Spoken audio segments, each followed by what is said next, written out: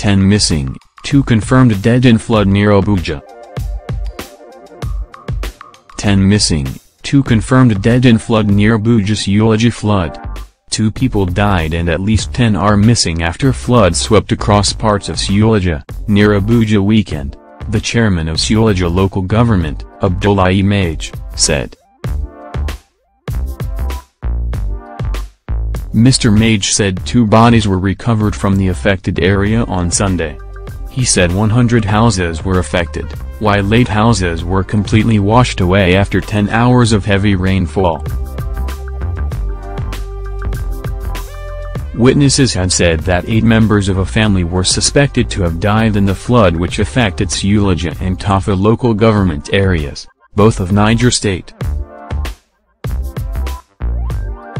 The head of the household was said to have survived, but his 2 wives and 6 children were not lucky.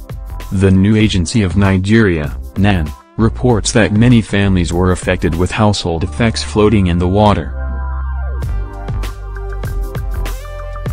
Mohammed, the district police officer in charge of Division, a police station in Suleja, could not confirm the casualty figure but said his men had visited the flood scenes.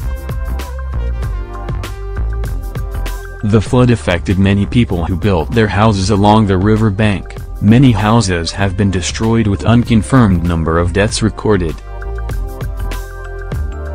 Police are providing security around the scene so that hoodlums will not cart away victims' property, especially those lying outside, he said. He promised to furnish more details on the incident. The National Emergency Management Agency was not also able to give details. Abdullahi Maje, the village head of Hayan Nasarawa Iku in the nearby Tafa local government area, decried the loss of property.